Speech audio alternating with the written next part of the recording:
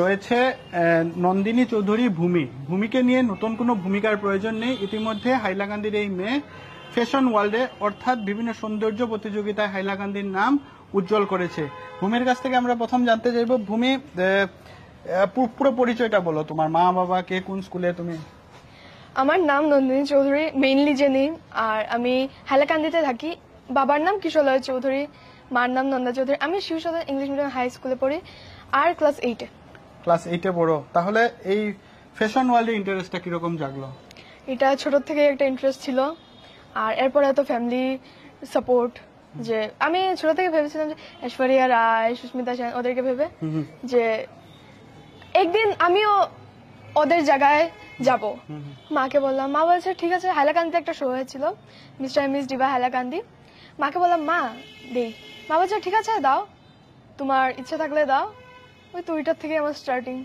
তো এগুলো যে সৌন্দর্য প্রতিযোগিতা, যেগুলো ফ্যাশন শো হয়, মডেলিং প্রতিযোগিতা হয়, এখানে গ্রুমিং এর দরকার আছে। তো এই গ্রুমিং পার্টটা কে দেখেছে তোমার?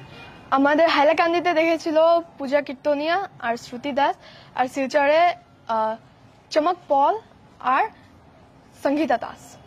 এখানে কোয়েশ্চেন আনসার রাউন্ডও থাকে? হ্যাঁ থাকে। তো এই এক্সপেরিয়েন্সটা কেমন? কারণ তোমার ইউ আর ইন ক্লাস 8, তো নিশ্চয়ই ওদের একটা গুগলি টাইপ প্রশ্নও থাকে, তো এগুলো কিরকম ওভারকাম করেছো? কোয়েশ্চেন আনসার রাউন্ডে তো হাত পা ঠান্ডা হয়ে গেছিল যে কি আসবে কি না। আমাকে ওইটাই কোয়েশ্চেন করেছিল যে what is the difference between style and fashion. কিন্তু কিছু জানি না কি বলবো। What is the difference between style and fashion? আমি তখন বললাম যে স্টাইল তো আমাদের মধ্যে থাকেই, ফ্যাশনটা সিজনলি চেঞ্জ হয়। যেমনি কোনো ফ্যাশন শোতে গিয়ে ফ্যাশন আসে, স্টাইল তো নিজের মধ্যে থাকেই। বিভিন্ন রকমের স্টাইল ফলো করে লোক, ট্রেডিশনাল বলো, ওয়েস্টার্ন ট্রেডিশনাল। তো এর মধ্যে তোমার পছন্দ কোনটা? Both traditional western. তো এরপর যাত্রাটা, এরপর আমরা যেরকম জানলাম তুমি শিলচর গেছিলে, বঙ্গভবনে অনুষ্ঠিত প্রতিযোগিতায় তুমি ফার্স্ট রানার্স আপ হয়েছো। হাইলাকান্দিতে চ্যাম্পিয়ন, এখানে ফার্স্ট রানার্স আপ। তো শিলচরে নিশ্চয়ই পরিসরটা বড় হয়েছে, বড় স্কোপ ছিল। এখানে কারা যাচ্ছিলেন, কি হয়েছিল?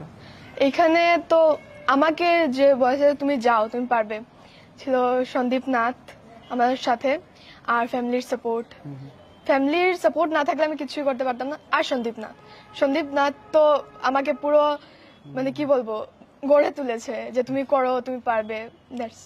তো ওইখানে কিরকম এক্সপেরিয়েন্স? কতজন প্রতিযোগী ছিল? ওইখানে বিচারকরা কে ছিলেন?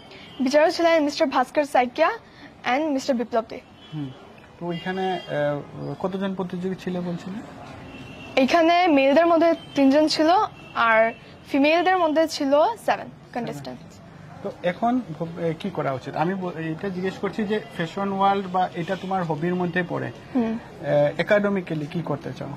আমি ফিউচারে তো ডক্টর হতে চাই, সাথে ডান্সার, আর একটা মানে নিজের ইচ্ছা যে মডেল হব।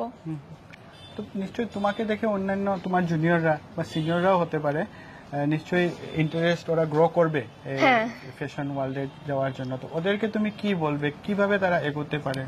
ওদের ভিতরে ফার্স্ট লাগবে কনফিডেন্স, আর সেকেন্ড লাগবে হলো গিয়ে ওদের ইন্টারেস্ট, যেটার মধ্যে ওরাও মনে মনে ভাববে যে না আমি পারবো, আমি কেন পারবো না, আমিও ট্রাই করি।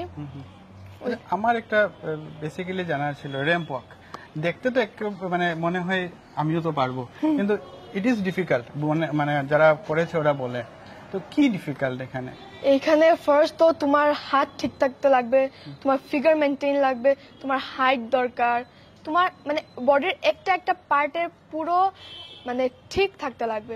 যেমনি কি মানুষ বলে না যে র্যাম্পক এমন কি, তোমরা তো এমনি হাঁটলে এইটাও তো র্যাম্পক হয় না।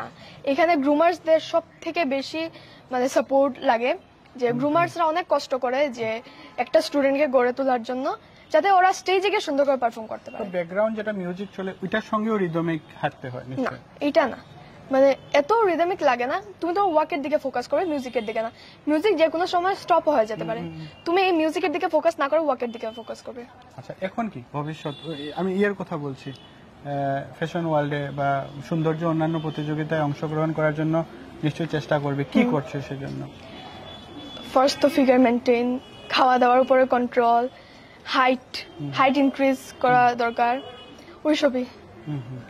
আর একাডেমিক্যালি তুমি বলছিলে যে তুমি ডক্টর হতে চাও, হ্যাঁ এসের জন্য পড়াশোনা করছো। হ্যাঁ। আশা করি ভূমির কাছ থেকে আরো কিছু আমাদের এই অঞ্চলের ছেলে মেয়েরা ইন্সপায়ার্ড হবে এবং মডেল দুনিয়ায় বা ফ্যাশন ওয়ার্ল্ডে ওরাও নিজের নাম উজ্জ্বল করবে। আজ এখানেই শেষ করছি, নমস্কার।